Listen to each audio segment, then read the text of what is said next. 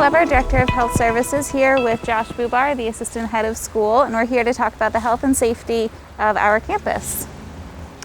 So to begin, we have a couple of questions that we're going to run through and provide answers for the community.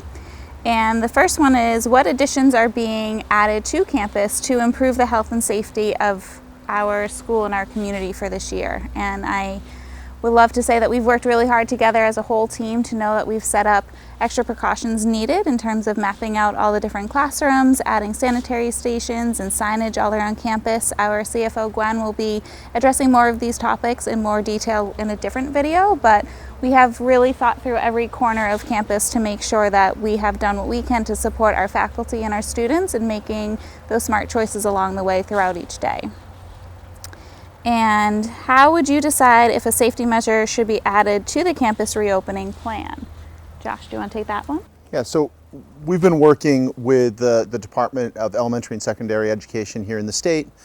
We've also joined with 18 other area day schools in commissioning a report from Environmental Health and Engineering, a company out of Newton, Massachusetts, to report on best practices for larger multi-building day schools such as ourselves.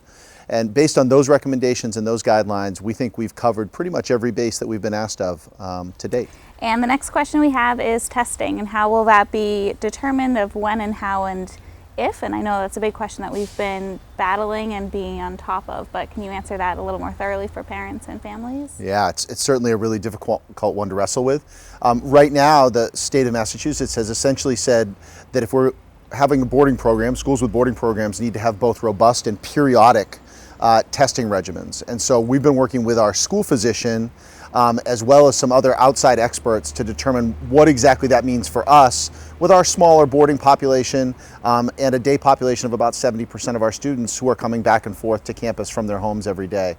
We think we're going to come up with a really solid protocol, but it's certainly a challenge given test availability and test turnaround time.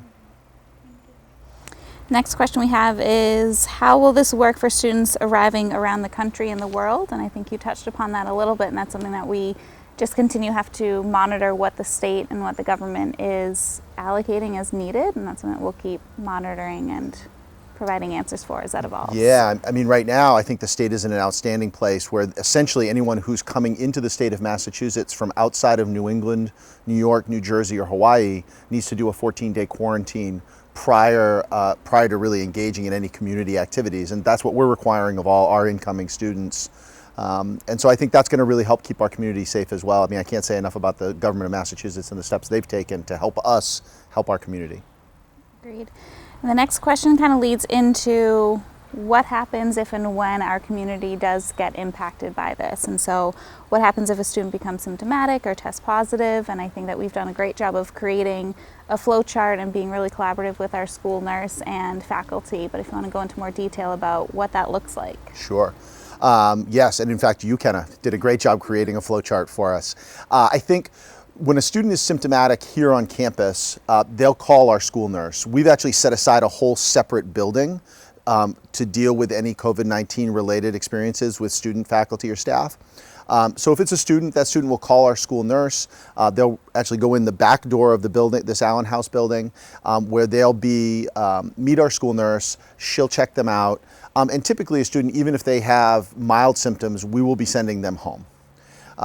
Once we do that, and our nurse has determined that a student is what we call COVID likely, we're now going to engage in our contact tracing protocol. And this is pretty well laid out by the state, but essentially anybody who's been within 6 feet of that student for more than 10 minutes at any point in the prior 48 hours, that student's family will be contacted, that student will get picked up from school and kind of head home pending a testing result for the original student.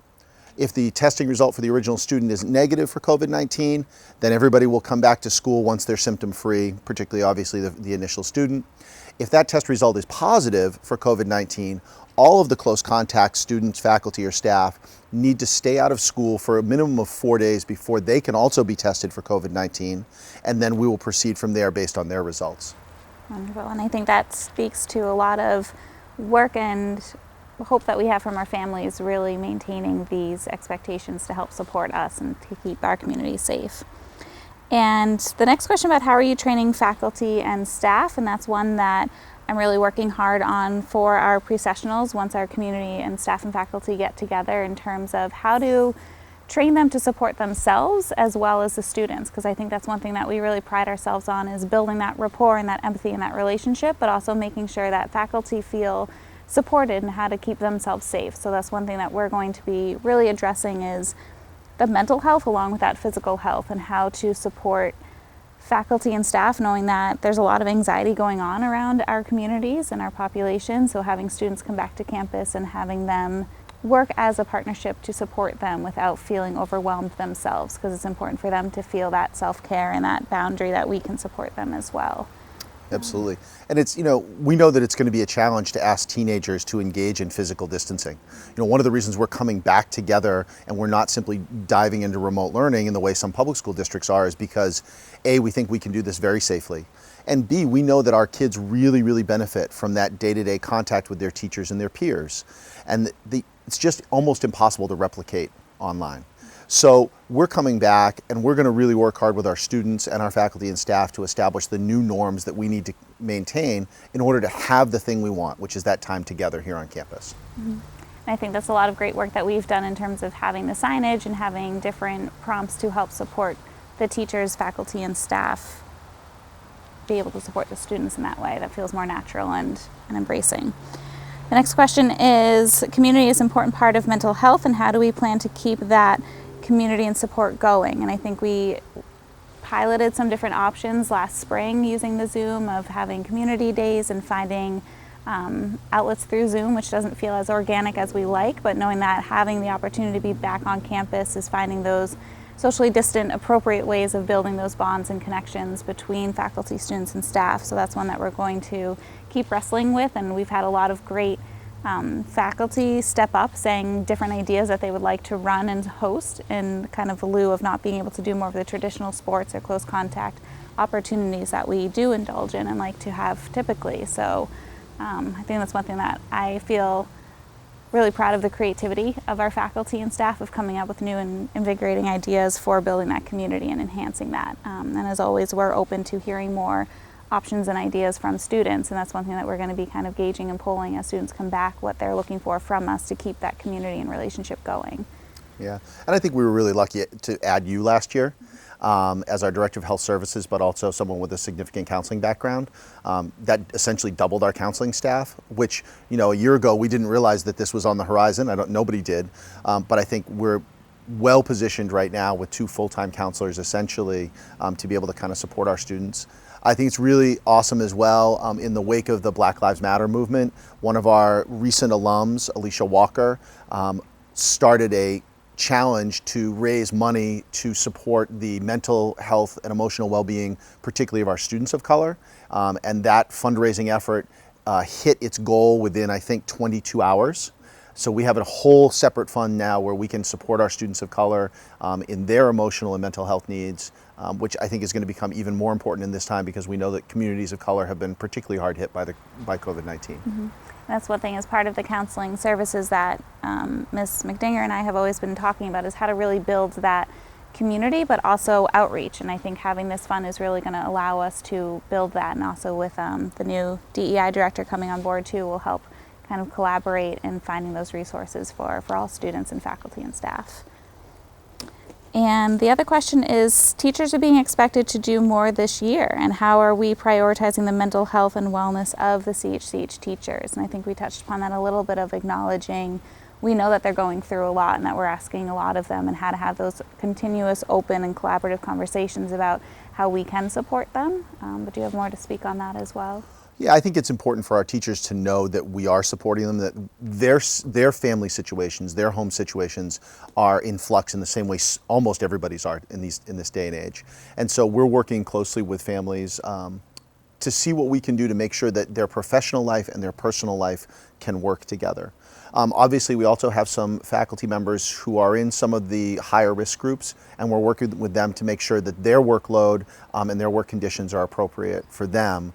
So I think we're working really hard with our faculty, and in turn, our faculty are working incredibly hard this summer to be prepared for next year. Mm-hmm. The last question we have is, what is the role of families in keeping our community safe? And I know that that's one that our school nurse, Ashley Jones, will talk about in another video as well, about our expectation of them in order to keep our community safe, is having these continuous conversations with their students about why it's important to social distance, why it's important to wear masks, and be really involved in open communication with us, just as we've asked our staff and faculty to kind of abide by what those guidelines are out there about not traveling outside of New England, or if you are, making sure that you're doing that self-quarantine before coming to campus and having those conversations, because as much as we're here to reinforce and support, I think having those conversations with the students now and getting them into that practice and habit is just going to make things easier for us once they get to campus.